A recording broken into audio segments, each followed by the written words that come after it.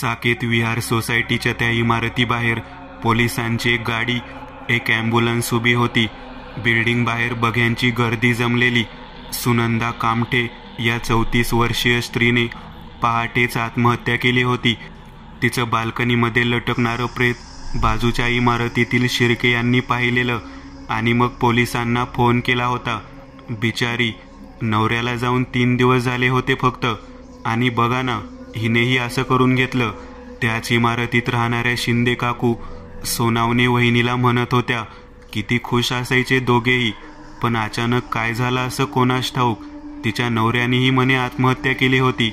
शेजारच्या माने काकू म्हणाल्या काहीतरी शेअर मार्केटमध्ये लॉस झाला होता म्हणे खूप. माने काकू म्हणाल्या आणि आता हिनेही असं करून घेतलं. काही नाही हो, तो फ्लॅटच अपशकुनी आहे. 3 वर्षांपूर्वी तो कोण गायक राहायचा इथं, त्याचं प्रेत सुद्धा पार 7 दिवसांनी बाहेर काढलं पोलिसांनी. त्याला तर कुठलं कर्ज नव्हतं. देशपांडे काका मध्येच चर्चेत घुसले.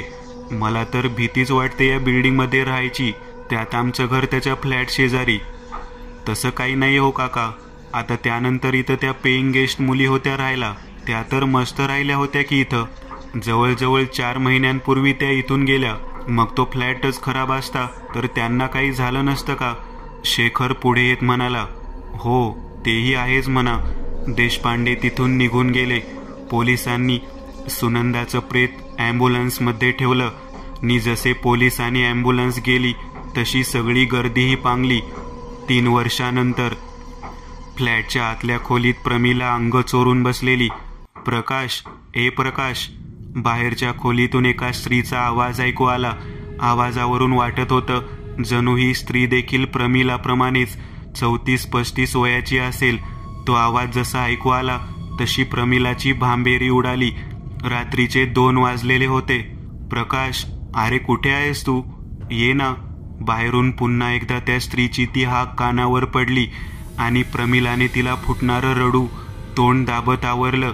खोलीचं दार बंद होतं, त्यामुळे तिला अजून तरी सुरक्षित वाटत होतं. अचानक खोलीवर एक जोराची थाप पडली. प्रकाश, आत आहेस का? दाराबाहेरून तोच आवाज ऐकू येत होता. प्रमिलाला ते असहनीय होऊ लागलं होतं. दारावर परत ती थाप पडली. प्रकाश, दार उघड.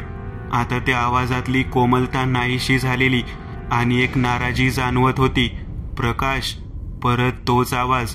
प्रकाश नाहीये इथं, मेलाय तो कालच. प्रमिलाने आता कशीबशी हिंमत जमवून त्या हाकेला उत्तर दिलं. आता दारावरच्या थापा थांबल्या होत्या. 2 मिनिट शांतता पसरली आणि अचानक प्रकाश, ए प्रकाश. परत तोच आवाज कानावर आदळला आणि प्रमिलाच्या काळजाचा थरकाप उडाला. आता दरवाजावर लाथा बसू लागल्या आणि दरवाजातली कडी तुटून दरवाजा आतल्या बाजूला उघडला. दाराबाहेर अंधारात कोणीतरी उभं होतं. एक स्त्रीची ती आकृती होती. प्रमिलाला जणू ती आधीही कधीतरी दिसली होती. कोण आहेस तू आणि का छळतीयस मला? प्रमिला आता रडू लागली. कोण आहेस तू? असे आवाज दारातून ऐकू येऊ लागले. त्या आवाजाने प्रमिलाचं काळीज तोंडाशी आलं आणि ती खोलीच्या कोपऱ्यात येत अंग चोरून खाली बसली. प्लीज मला काही करू नकोस, प्लीज. प्रमिला रडत रडत म्हणाली. प्लीज मला काही करू नकोस. खोलीच्या बाहेर उभी ती पण तसंच रडत रडत बोलत होती. या सगळ्या गोष्टी प्रमिलाचं डोकं बधीर करत चालल्या होत्या. मला मरायचंय, मला मरायचंय. ती खोली बाहेरची ती स्त्री आता मध्येच हे वेगळंच वाक्य बोलली. मला मरायचंय, मला मरायचंय, ती परत म्हणाली. ते वाक्य ती पुन्हा पुन्हा बडबडत होती. प्रमिला शांत बसली आणि आता काही सेकंदातच तिचे ओठही तेच वाक्य कमी स्वरात रिपीट करू लागले. हो, मला मरायचंय. असं म्हणत प्रमिला आता अचानक त्या अंधारात उभ्या स्त्रीच्या सुरात सूर मिसळत ते वाक्य बडबडू लागली. तिचं हसणंही त्या वाक्याला जोड देऊ लागलं. ती बाहेर उभी स्त्री आणि प्रमिला आता दोघी ते वाक्य बडबडत हसू लागल्या. प्रमिला उठली आणि खोलीच्या दारातून बाहेर निघाली. बाहेर जाताना ती खोलीच्या बाहेर अंधारात उभ्या स्त्रीकडे बघत बघत किचन जवळ आली. किचनमध्ये तिने एक सुरा घेतला आणि ती चालत चालत लिव्हिंग रूम मध्ये आली आणि तिने हसत हसत तेच वाक्य बडबडत स्वतःची नस कापून घेतली. 4 वर्षानंतर. हॅलो अलका, मी दादा बोलतोय. झालीस का सेटल घरात? विश्वासने विचारलं. अरे दादा कुठे काय, आता तर सकाळी सगळं सामान घेऊन पोचलोय, पण आवराआवरी संपतच नाहीये. अलका म्हणाली. आणि तुमचे मिस्टर अनिल साहेब काय म्हणत आहेत? विश्वासने विचारलं. तो काय ऑफिसच्या कामात बिझी आहे. मिळाली तर एक दिवस सुट्टी मिळेल त्याला, तीही उद्या. अलका म्हणाली. बरं तुमचं हो दे सगळं सेटल, मग भेटू. मी पुढच्या आठवड्यात येतोय बदलापूरला, यायच्या आधी कळवीन, विश्वास म्हणाला. अलका विश्वासची एकुलती एक लहान बहीण होती. तिचं नुकतंच लग्न झालेलं होतं. दोघांचेही आई वडील कोविडच्या काळात वारले होते. तिचं लग्न तिच्याच पसंतीच्या अनिलशी करून देण्यात आलेलं. अलका आणि अनिल कॉलेजपासून ओळखत होते एकमेकांना. अनिलचंही कुटुंब काही वर्षांपूर्वी एका अपघातात गेलं होतं. अलकाच्या प्रेमामुळे तो त्या वाईट काळात तरला होता. विश्वासने अनिल आणि अलकाचं लग्न लावताना अनिलची आर्थिक स्थिती बघण्यापेक्षा बहिणीचं सुख तेवढं बघितलं होतं. आणि आता अलकाला 7वा महिना सुरू होता. त्यात अनिल जो एका बँकेत जॉबला होता त्याची नुकतीच इथे बदली झालेली, त्यामुळे दोघांनाही इथं यावं लागलं होतं. साकेत विहार नावाच्या एका जुन्या सोसायटीत त्यांना एक कमी भाड्यात एक घर मिळालं होतं. सोसायटीमधल्या या इमारतीत एकूण 11 फ्लॅट होते. त्यातले 5 फ्लॅट सोडले तर इथं बरेचसे फ्लॅट्स बंदच होते. ते बंद असायचं कारण म्हणजे म्हाडामध्ये निघालेल्या लॉटरीमधील ते फ्लॅट होते आणि 1991 मध्ये काढलेल्या म्हाडा लॉटरीमध्ये झालेल्या भ्रष्टाचाराच्या केसेसमुळे ते फ्लॅट वादात होते. अनिलने आज कशी तरी बॉसला रिक्वेस्ट करून सुट्टी घेतली होती. तो आणि अलका घरात सामान बसवण्यात व्यस्त होते. रात्री 9ला कुठं त्या 1 BHK फ्लॅटला जरासं घर पण आल्यासारखं वाटू लागलं. रात्र झाली. जेवण बाहेरूनच मागवलं होतं. जेवण करून अलका आणि अनिल दोघे झोपी गेले. पहाटे 3 वाजता अनिलला अचानक थंडी वाजल्यासारखं झालं. अंगावरचं पांघरून पलंगावरून खाली पडलं होतं. डोळे चोळत तो उठला आणि बाजूला बघितलं, पण अलका तिथे नव्हती. तिला बघायला म्हणून तो उठला आणि बाहेरच्या खोलीत आला. बाहेरच्या खोलीत ती नव्हती. अनिल किचनकडे चालू लागला आणि किचनकडे जाणाऱ्या मधल्या पॅसेजमधल्या भिंतीकडे बघत जाताना अचानक त्याला काहीतरी चमकल्यासारखं वाटलं.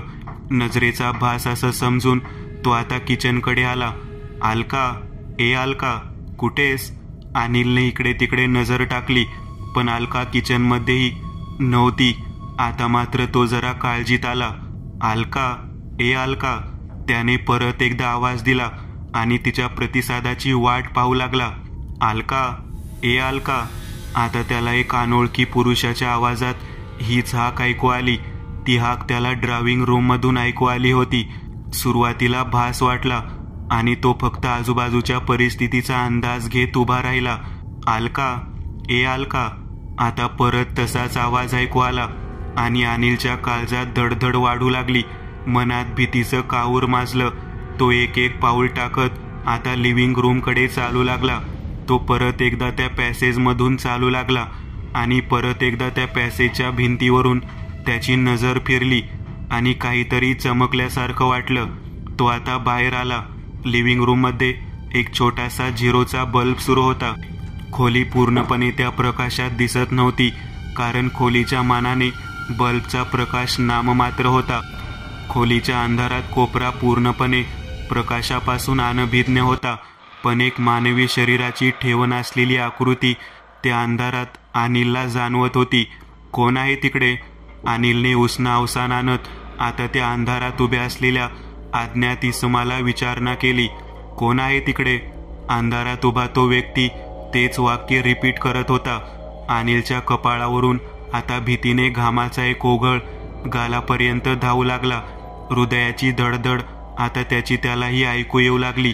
सगळ्या गोष्टी, आजूबाजूची परिस्थिती आणि आता घडणारी विचित्र घटना याचा मेळ, लॉजिक या संज्ञेत कुठेच बसत नव्हता. पण अंधारात आहे कोण हे पाहावं तर लागेलच.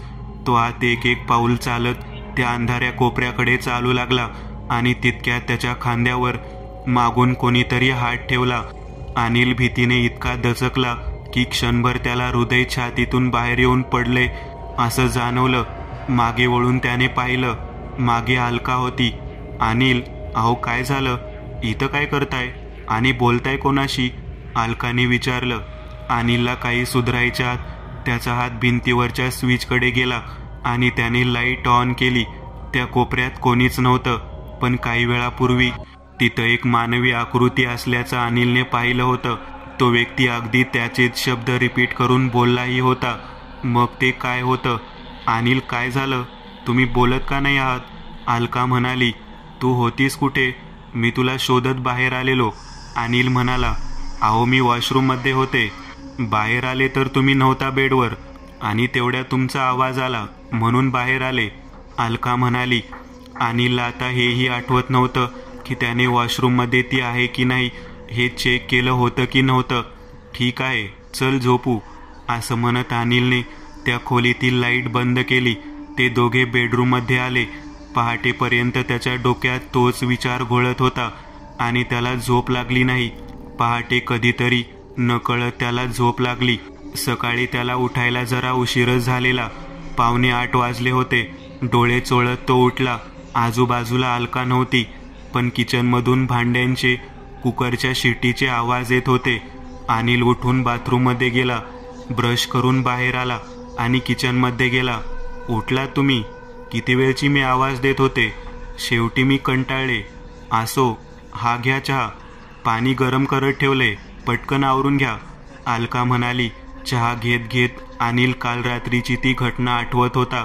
अलकाला त्याबद्दल सांगावं का की नकोच, उगाच ती घाबरून जाईल. काल कदाचित मला भास झालेला. तसेही गेले 3 दिवस जेमतेम 4 तास झोप होती माझी, त्यामुळे कदाचित असं झालं असेल, अनिल म्हणाला. तो चहा संपवून सरळ आंघोळ करायला निघून गेला. अनिल आवरून ऑफिसला गेला. जातानाही त्याने लिव्हिंग रूममधल्या त्या कोपऱ्यावर पुन्हा एकदा नजर फिरवली. आपण खूप जास्त विचार करतोय असं त्याला वाटलं, कारण जर काही विपरीत असं असतं तर आता सकाळी उठल्यापासून एखाद दुसरी तरी विचित्र घटना घडली असती. पण तसं काही घडलेलं नव्हतं. तो ऑफिसला गेला. आता घरात अलका एकटीच होती.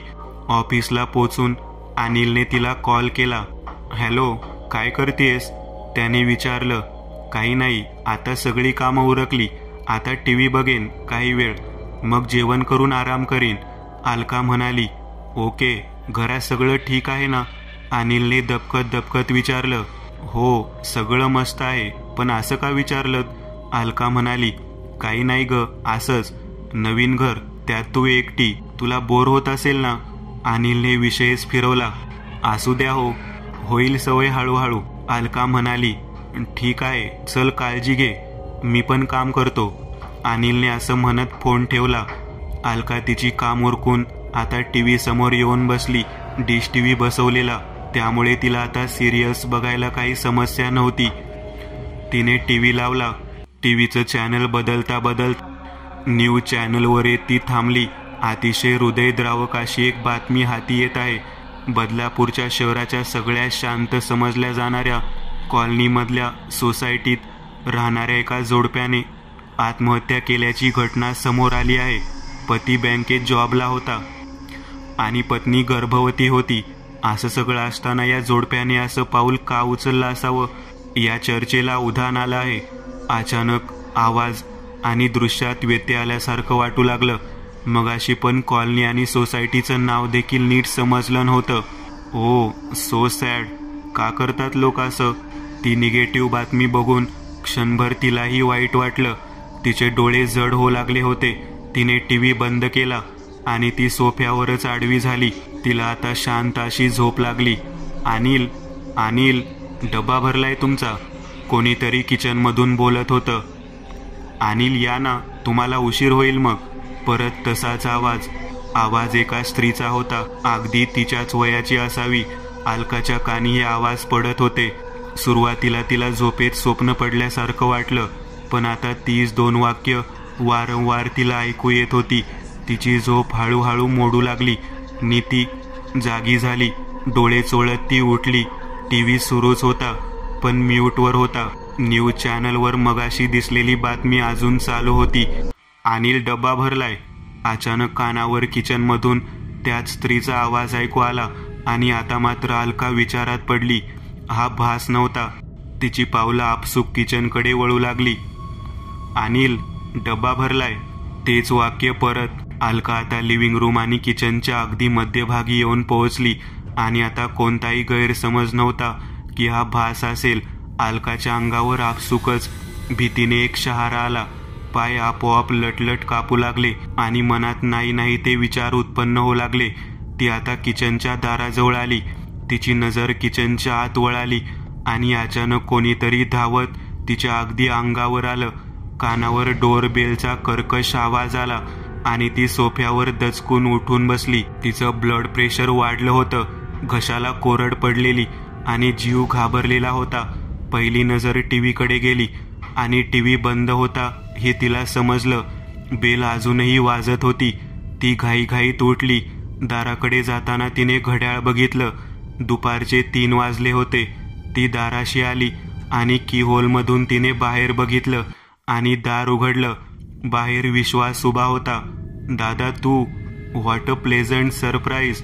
विश्वासला पाहून तिच्या मनावरचं ते अनाहूत ओझं अगदी क्षणभरात नाहीसं झालं.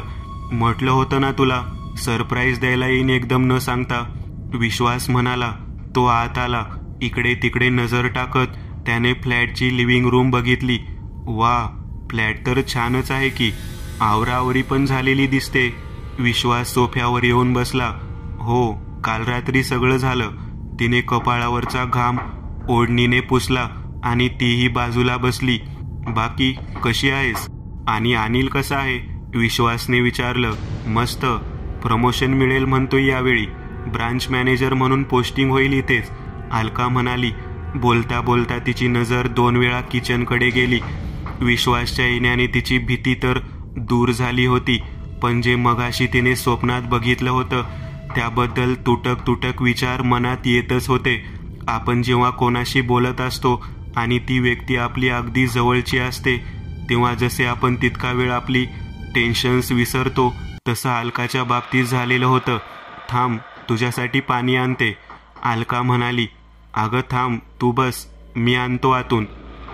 आणि ऐक, चहा घेणारेस? विश्वास उठून उभा राहिला. हो अरे, पण मी करते ना, अलका उठू लागली. अगं बस ग, तुझ्या हातचं जेवायला आलोय मी, निदान चहा तरी माझ्या हातचा घेशील की नाही, असं म्हणत तो आत जाऊ लागला. दादा थांब, मी पण येते, तुला चहा आणि साखरेचा डब्बा तरी दाखवते, अलका म्हणाली. तिला किचनमध्ये जायला जरा दडपण आलेलं. त्याचमुळे विश्वास सोबत ती आत येऊ इच्छित होती. त्या स्वप्नाने तिला कुठंतरी आतून घाबरवून सोडलेलं होतं. किचनमध्ये कोणीही नव्हतं. सगळं काही नॉर्मल होतं. तो आता चहा करू लागला. चहा साखरेचे डबे काढून त्याने आता मोर्चा फ्रीजकडे वळवला. दुधाचं पातेलं घ्यायला. तायडे, अगं हे काय, दूध तर नासलेलं दिसतंय. काय? ओ, काल रात्रीचं शिल्लक दूध पण सकाळी नासलेलं होतं आणि आता हे तर आज सकाळचं आहे, ते कसं काय नासलं, अलका म्हणाली. असू दे, ब्लॅक टी घेऊ, विश्वास म्हणाला. त्याने चहा बनवला. अलका सतत किचनच्या प्रत्येक कोपऱ्यात निरखून बघत होती. कोणता बदल झालेला आहे का हे ती शोधत असावी. ते दोघे आता किचनमधून बाहेर आले. सोफ्यावर बसून चहा घेत गप्पा मारू लागले.